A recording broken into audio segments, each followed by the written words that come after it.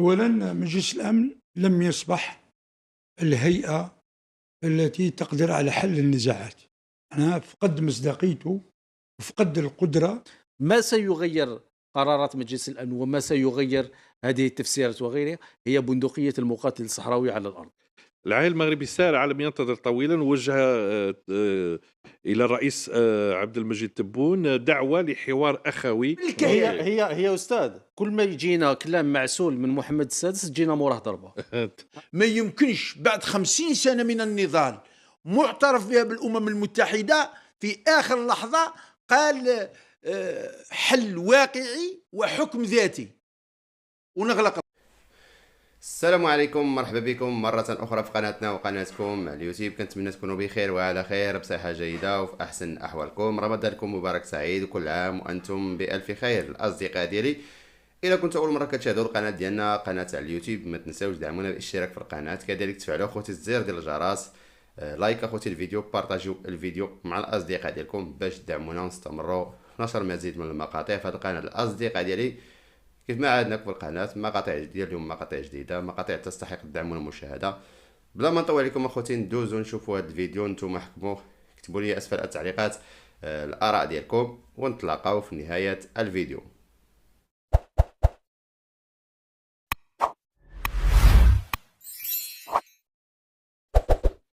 وعلى ذكر الصحراء الغربية، مجلس الأمن صادق اليوم على القرار الأمريكي، أو اعتمد القرار الأمريكي حول الصحراء الغربية الذي مدد مهمة بعثة المينورسو لعام إضافي، وصوت 11 عضوا لتبني القرار فيما لم تشارك الجزائر في التصويت.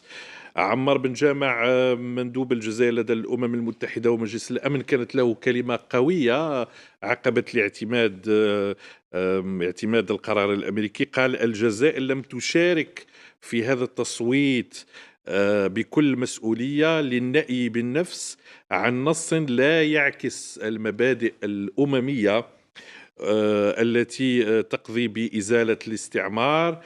هذه أمور واضحة. يتساءل عمار بن جامع: هل ينبغي أن نذكر بها في كل مرة؟ الشعوب هي التي تقرر.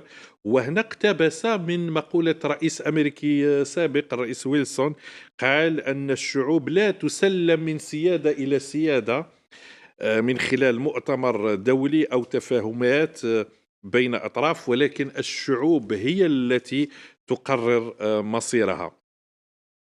يقول عمار بن جامع: كدولة جارة انخرطت الجزائر في التفاوض حول هذا النص المعروض علينا، نص القرار الأمريكي، وكان هنالك تحسينات على النص الأصلي، ولكن هذه التعديلات لم تكرس حق الشعب الصحراوي بتقرير مصيره. وقال أيضا: النص الحالي الذي اعتمد دون مستوى التطلعات الشرعية للشعب الصحراوي الذي يقاوم منذ 50 سنة لكي يحدد أو يقرر مصيره. وقال عمار بن جامع أن هذا النص فيه من الشوائب والنواقص الكثير. إطار المفاوضات المقترح يمنع التحلي بالروح الخلاقة وبالمرونة للتوصل إلى حلول. النص يركز حصريا على طموح أحد الطرفين ويسكت عن تطلعات الطرف الثاني الذي هو الشعب الصحراوي. ويثير هذا النص تساؤلات قانونية جدية وخطيرة حول الأسس التي يمكن أن ينفذ في إطارها الحل المقترح.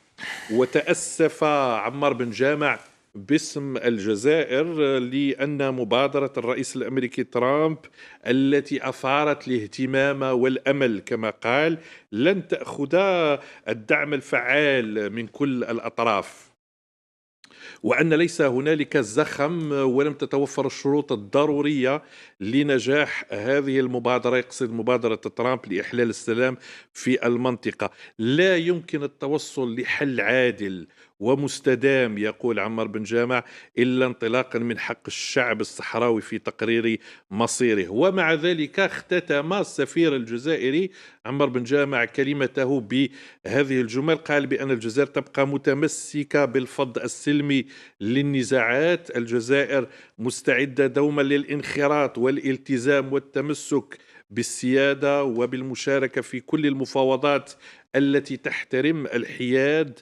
والإنصاف والعدالة للتوصل لحل نهائي لقضية الصحراء الغربية. هذه كلمة عمار بن جامع عقب اعتماد الأمم المتحدة ومجلس الأمن القرار الأمريكي حول الصحراء الغربية. تعليق من وكالة الأنباء الجزائرية بعد هذا القرار، يقول: بعد مفاوضات ماراثونية خلال الأيام الماضية، قررت الجزائر اليوم الجمعة عدم المشاركة في التصويت على مشروع قرار مجلس الأمن المتضمن تجديد ولاية المينورسو، معتبرة أنه لا يرقى لمستوى تطلعاتها ولا يتضمن إشارة صريحة لمقترح جبهة البوليزاريو الممثل الشرعي والوحيد لشعب الصحراء الغربية. ولقد جاء هذا القرار بعد مفاوضات شاقة خاضتها الدبلوماسية الجزائرية على مختلف الجبهات والعواصم، وعلى رأسها الجزائر العاصمة نيويورك وواشنطن، حيث تمكنت من تغيير صيغة النص المقترح بصفة جذرية واضعة بذلك أسس وضوابط واضحة المعالم لرغبة حامل القلم الولايات المتحدة الأمريكية في إعطاء دفعة قوية لإنهاء هذا الصراع القائم في المنطقة بين جبهة البوليزاريو والمحتل المغربي. طيب، هو هنا شرح من وكالة الأنباء الجزائرية لأبعاد المفاوضات الجدية التي الشاقة كما وصفت، التي اتبعتها الدبلوماسية الجزائرية. في نهاية المطاف حتى القرار الأمريكي يقول لا يمكن تطبيق حل دون موافقة الطرفين. يعني المسألة في نهاية في الصيغة، تسمح لي، في الصيغة أنا طالعت عليه، يقول أنه يمكن اعتباره حلا واقعيا. يعني قال يمكن اعتباره حل واقعي بالنسبة لمبادرة الحكم الذاتي. يعني لم يفرضه في المسودة الأولى، كان يفرض الحكم الذاتي حتى وصل أنه بعثة المينورسو كان تغير اسمها في المسودة الأولى من بعثة الأمم المتحدة لتنظيم الاستفتاء في الصحراء الغربية إلى بعثة الأمم المتحدة لمراقبة خيار الحكم الذاتي في الصحراء الغربية، ميسومسا كما كان في مشروع المسودة الأولى. الآن عودوا له إلى التسمية الأصلية المتعلقة أو المحددة ببعثة الأمم المتحدة لتنظيم الاستفتاء في الصحراء الغربية. طيب أستاذ سعيدي، ما رأيك؟ أول بسم الله الرحمن الرحيم.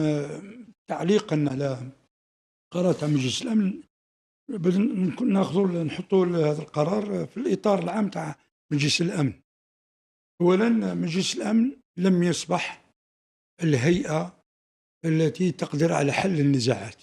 أنا فقد مصداقيته وفقد القدرة وفقد الآليات والإمكانيات لأن كثير من النزاعات سواء الصحراء الغربية منذ 50 سنة أو النزاعات الأخرى، شفنا كثير من هذه النزاعات كيف انتهت أو كيف حلت بغير، بمعنى لو نتابع مجلس الأمن عدد القرارات في قضايا النزاع يمكن يفوق 1000 أو أكثر من ذلك. هذا من جهة.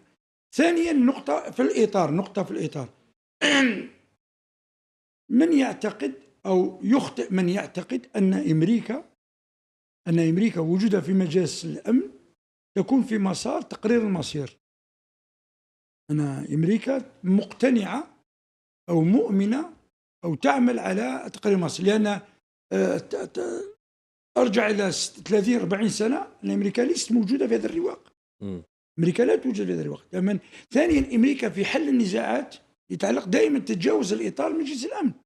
الهجوم على العراق لا ترجع وتأخذ القرار من مجلس الأمن لانتهاك سيادات دول.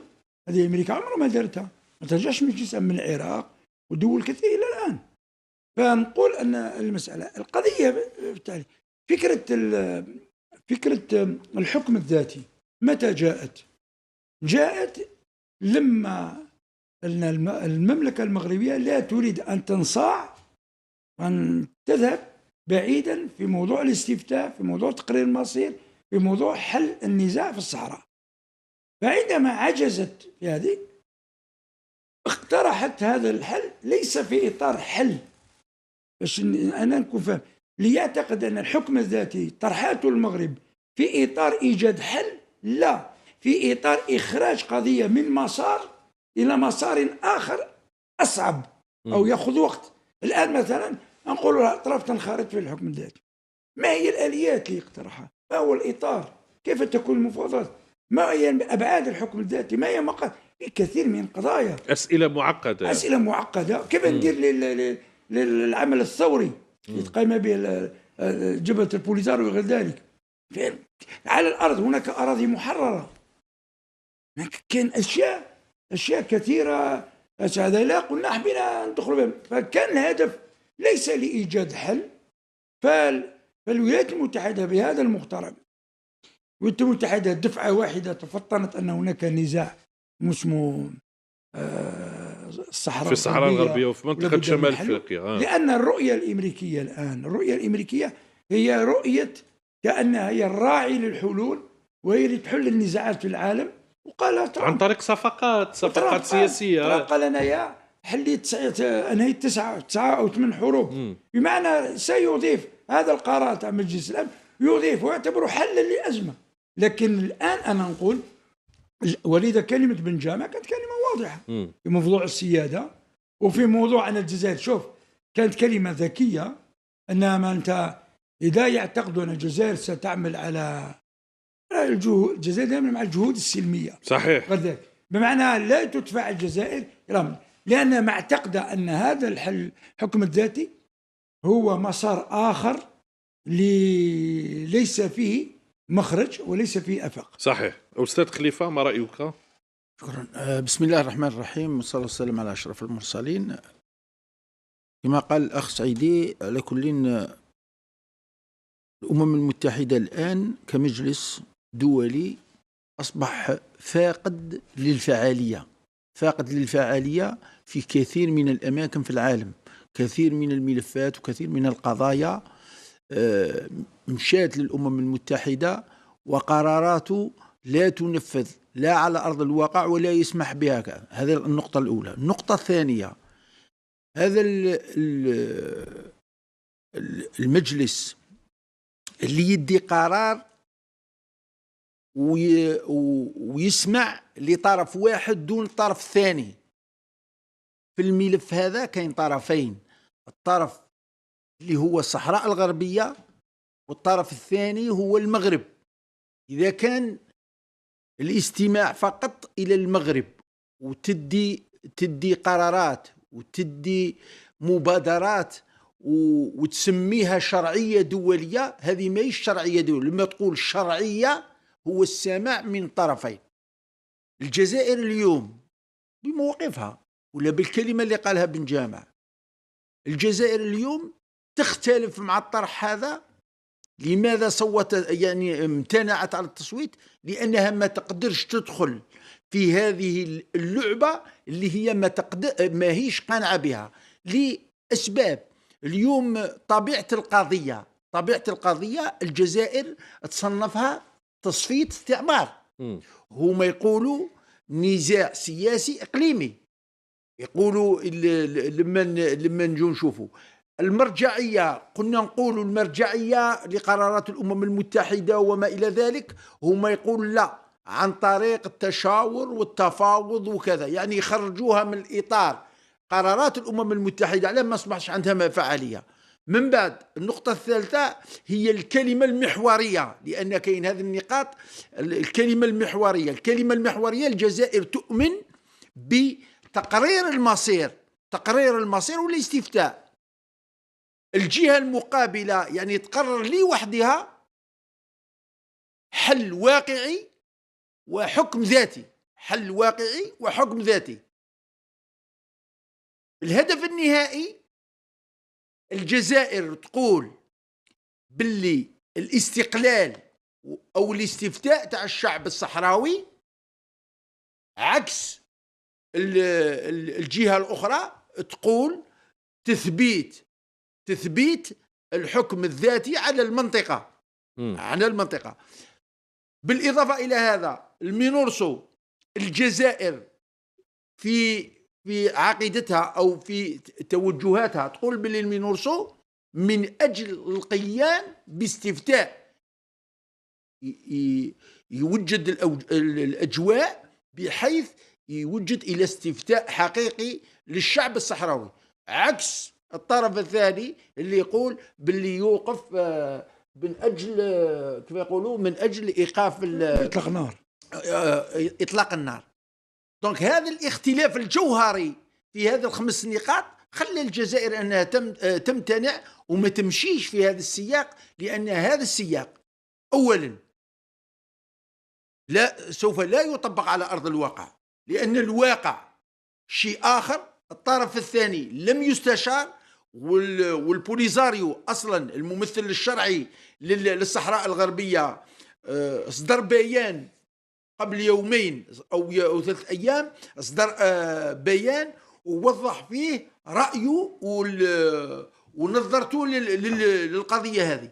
الآن إذا كان أنت تدي قرار منفرد بجهة واحدة لمعطيات أو لأغراض اقتصادية ومن ورائها أغراض صح للوصول إلى هدف معين، فهنا نقول باللي مجلس هذا المجلس ولا مرة أنصف 5 قرارات أنصف أي ملف فات على المجلس. طيب ملف هذا المصالح المتبادلة والصهيونية والمقايضات يفسر أيضا ما وصف بالمعركة الدبلوماسية الشاقة، وبات ليس سرا القول بأن هذا القرار كان فيه مخطط مغربي فرنسي إماراتي من أجل الضغط يعني واستعمال أساليب متنوعة، الترهيب تارة والترغيب تارة، من أجل أن يكون القرار بصيغة مقترح الحكم الذاتي الواقعي الوحيد الأكثر ملائمة وغيره وغيره. فزيادة على هذه المعركة الشاقة هنالك أكثر من نقطة الوفد الجزائري يقول أنه كسبها، مثل تمديد فترة المينورسو كما كان يقول الأستاذ خليفة بعد 3 أشهر إلى مدة سنة كاملة. زيادة على هذا الحل النهائي سيرتبط أو يندرج تحت ميثاق الأمم المتحدة وميثاق الأمم المتحدة والقانون الدولي، وأن يكون مقبول من الطرفين. يعني في نهاية المطاف هنالك أكثر من نقطة يمكن الاستناد إليها أستاذ صالح للقول بأنه تم قطع الطريق على كثير من الأمور التي كان يريدها الطرف المغربي، رغم محاولة الدعاية المغربية الآن ترويج أو وضع الأمر على أنه انتصار كبير وهنالك كلمة للملك المغربي. طبعا هو يحاول كسب نقاط في الداخل على اعتبار أن هنالك أعمال شغب واحتجاجات بالعودة إلى قضية الصحراء الغربية. هي اللغة تاع القرار، لو نفحص القرار من الناحية القانونية نرى أنه هناك بعض التوازن. لماذا؟ لأنه يتكلم على شعب الصحراء الغربية، كاين بعض المواقع العربية لأهداف يعني أغراضها معروفة كانت حرفت الترجمة وقالت سكان الصحراء الغربية، يعني سوات بين الصحراويين وبين المستوطنين المغاربة، في حين أن النص الأصلي للقرار باللغة الإنجليزية يتكلم على شعب الصحراء الغربية، أي حل في مصلحة شعب الصحراء الغربية، شعب الصحراء الغربية كما جاء في صلب القرار. ويتكلم على أن الخيار الحكم الذاتي هذا الخيار الهلامي أو الوهمي يمكن أن يكون حل واقعي، أساس لحل واقعي، وبالتالي ما راهوش بالدرجة اللي يحاول المغرب وأيضا الإعلام المساند له تسويقه. ولكن يجب أن لا نتجاهل حقيقة أخرى، ما نشوفوش أن هذا التوازن راهو في مصلحة الشعب الصحراوي. لماذا ما راهوش في مصلحة الشعب الصحراوي؟ لأنه صيغ وأخرج في غياب الطرف المعني به اللي هو الشعب الصحراوي. بالتالي ما نقدروش نحكموا احنا وناخذوا كملاحظين أو كمتابعين هذا التوازن الموجود في القرار على أنه انتصار. لماذا؟ لأن الطرف المعني به رفضوه مسبقا.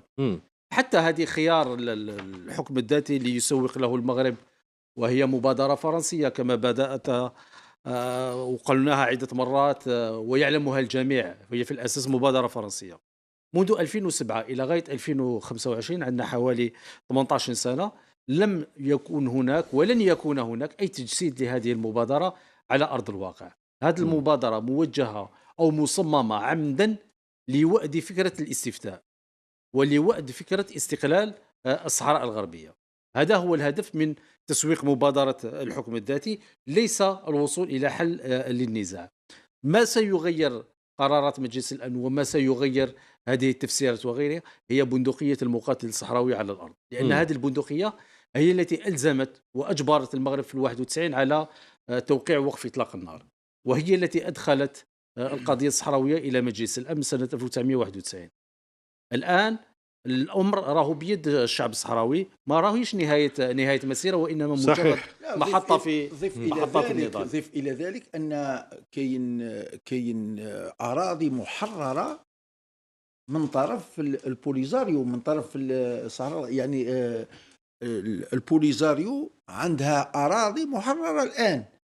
كيف تجيب قرار وكاين أراضي محررة؟ هاي صرات يعني أمورات كما هذه في أماكن مختلفة من العالم، وين تكون جهة معينة يعني حرة قطعة من القطعات تاع الأرض، قال في دولة قطعة من الأرض أو قطعة من هذيك الدولة محرتها، يتفاوضوا على أساس تروح للتقسيم، كل واحد يدي وش راه محرر وش راه تحت يده. يعني تريد أن تقول الأمر تجاوز حتى صرا هذا الحل في السودان هذا لما جات الحرب الأهلية في الجنوب، وصرات ما يسمى بالانتفاضة والأمورات هذيك، تقسم السودان إلى قسمين، الجهة الجنوبية وين راهي محررة، والجهة الشمالية وين راهي الآن السودان في مشاكل أخرى. لذلك ما يقدرش القرار هذا، شو بغيت أقول، ما يقدرش القرار هذا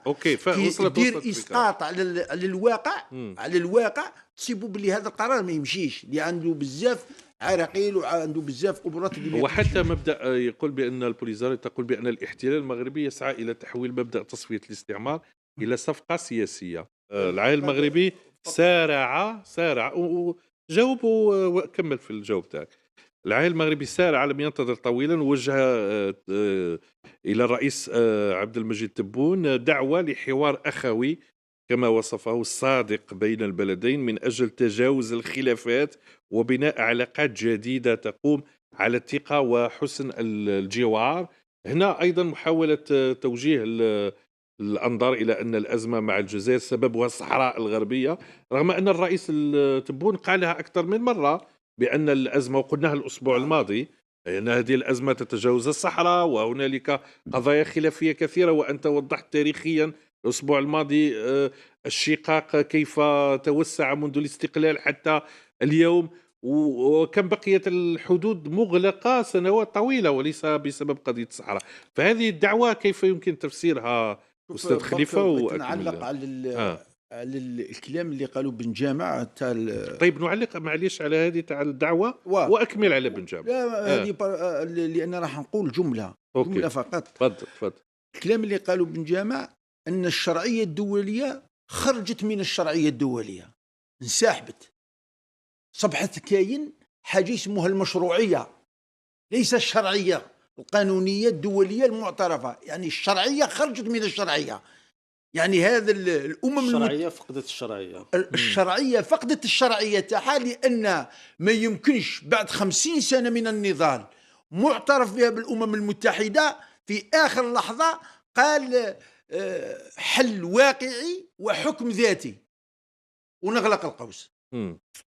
الأمر الثاني، لما تقول باللي ملك المغرب قال يوجه يدير دعوة للرئيس عبد المجيد تبون، القضية احنا الملف تاع الصحراء الغربية كان ملف في الصحراء الغربية واقع، وكانت الحدود مفتوحة، وكانت الأمور بيننا وبين المغرب تمشي.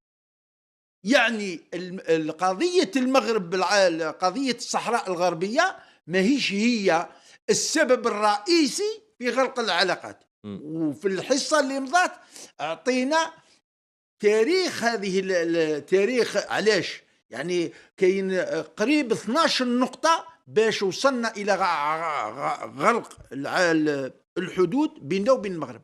الآن الإشكال الكبير، العالم يعرف، موش غي أنا ولا العالم يعرف أن المغرب الآن تحت سيطرة الكيان الصهيوني، وأي إعادة العلاقات مع المغرب هو تطبيع ضمني للكيان الصهيوني، هو تطبيع ضمني. احنا موش راح تتناقش مع المغرب أو تتناقش مع المغاربة على أساس نزاعات أو سياسية. الآن صبحت أرقام أخرى دخلت في المعادلة، اللي هي الكيان الصهيوني أصبح هو يسير المغرب. يعني أي تقارب مع المخزن أي الآن تقارب هو يعني تطبيع، هو يعني ضمني. موافقة على أفعال المغرب التطبيعية المخزية، تطبيع ضمني للجزائر بالنسبة للكيان. هي أستاذ، كل ما يجينا كلام معسول من محمد السادس تجينا موراه ضربة. هذا دائما نقولها ونحبوا ندخلوا في الامتثال، ندخلوا في بصح نفسروا، لأنه هو الأستاذ خليفة فسر تاريخيا المرة اللي فاتت. ماذا بيا الآن اللحظة لماذا يريد المخزن ولا الملك المغربي تحويل ما حدث في مجلس الأمن إلى أنه نصر، يعني انتصار. هنا يخاطب طبعا الداخل المضطرب، لأنه تعرفون المظاهرات الكبيرة جيل زاد، وأيضا يريد أن يقول لأن المخزن مصيره قائم على قضية ما يسمى الوحدة الترابية التي هي احتلال لأرض الصحراء الغربية. فهنا يريد أيضا أن يقول بأن المخزن لم يفقد السيطرة على هذا الملف رغم كل الضعف الذي يعانيه، سواء ضعف الملك الذي يظهر للجميع أنه مريض أو ضعف المؤسسة الحاكمة وما يقال عن خلافات داخل العائلة المالكة. لأن الآن شره واقع في المغرب من اضطرابات اجتماعية وما إلى ذلك. هذه القضية، هذه البوفي دوكسيجين هذه اللي جابوها من الأمم المتحدة لإطفاء هذا قال أنا ربحنا جبنا شرعية دولية باللي الصحراء الغربية صبحت في حكم ذاتي. ولكن القرار حتى اللي تم تصويت عليه قال الحل الواقعي يرضى به الطرفين. حتى نقرأه مليح، حل واقعي يرضى به الطرفين. لما تقول كلمة طرفين، الآن أكدت أن هناك طرف تاع الصحراء الغربية لازم يقول كلمته، حتى وأنه ما قالهاش في الأمم المتحدة، سيقولها في المفاوضات مع المينوسو، سيقولها ولا تروح أنت للصحراء وتتكلم غير مع المغرب وتقول باللي أنا درنا حكم ذاتي المينورسو هذه، ولا أي طرف آخر أو المبعوث تاع ترامب أو غيره. وزيد ضيف إلى ذلك، لما تشوف أنت فرنسا، ما نتكلمش عن الإمارات، لأن الإمارات رايحة يعني قلتها ونعاودها تدير السياسة بالمناولة، وراهي دايرة كارثة في السودان، الدعم جهة على جهة، وآلاف الناس ماتت وتشردت وما إلى ذلك. ولما نجبدوا وعندهم مشروع باش يقسموا اليمن، عندهم مشاريع، وصبحت على بالك باللي الإمارات الآن ادت مكان الكيان الصهيوني لما كان قاعدة عدوانية. لأن الكيان الصهيوني قبل ما يولي كان قاعدة عدوانية، من بعد انتقل إلى كيان صهيوني، ومن بعد الآن راه يناضل باش يولي الدولة. لهذا تصيبوا منخرط في المغرب، تصيبوا وبالتالي الجملة المفيدة الأخيرة، الرجوع لربط العلاقات مع المغرب هو نقولوها بعبارة واحدة، هو تطبيع ضمني بالنسبة للجزائر مع الكيان الصهيوني. طيب أخذ رأي الأستاذ صالح، سؤال نطرحوه للمشاهدين ونغلقوا. طرح السؤال وبعد الفاصل نجاوبوا عليه. لا، المشاهدين يجاوبوا عليه. أوكي. كاين في التاريخ ولا في العلاقات الدولية دولة في العالم راحت الأمم المتحدة باش تطلب تطبيق الحكم الذاتي على أرضها وتفرح لما يعطيوا لها الحكم. وصلنا للختام ديال الفيديو. كنتمنى الفيديو ديال اليوم يكون الاعجاب ديالكم. الى عجبكم خليو واحد لايك، اشتراك في القناه، كذلك فعلوا خوتي الزر ديال الجرس، بارطاجيو الفيديو مع الاصدقاء ديالكم باش تدعمونا خوتي ونستمروا في نشر مزيد من المقاطع في هذه القناه. كذلك كتبوا لي اسفل التعليقات الاراء ديالكم حول فيديوهات ديال اليوم، وغنهضروا شويه على الماتشات ديال الانديه المغربيه في دوري ابطال افريقيا وكذلك كاس الاتحاد الافريقي. وشفنا تالق في هذا الاسبوع الاخير، شفنا تالق الانديه المغربيه. لا فريق الجيش الملكي اللي عاد بتعادل ثمين من قلب ملعب القاهره امام الاهلي المصري في ظل الاحداث اللي عرفتها المباراه ويعني والشغب الجماهيري اللي رموا القارورات على لاعبي فريق الجيش الملكي. ورغم ذلك ورغم الضغوطات الكبيره ففريق الزعيم عاد بنقطة ثمينة أمام فريق الأهلي المصري يعني، وخنق صراحة الفريق الأهلي المصري وما خلاش يخلق شي فرص سانحة للتسجيل. أصدقاء ديالي نتمنى كل التوفيق لفريق الجيش الملكي ضد فريق بيراميدز المصري. كذلك فريق نهضة بركان عاد بقوة داخل الميدان ديالو وانتصر بثلاثية نظيفة اللي خولت له التأهل لدور الربع النهائي، وغادي يواجه فريق الهلال السوداني، فريق المفاجأة ديال هاد الدورة هادي واللي صراحة كيقدم مباريات كبيرة، وشتو كيفاش فاز على فريق سان داونز الجنوب الافريقي. اصدقاء ديالي كل التوفيق للانديه المغربيه. وصلنا للختام، نتلاقاو في فيديو قادم ان شاء الله.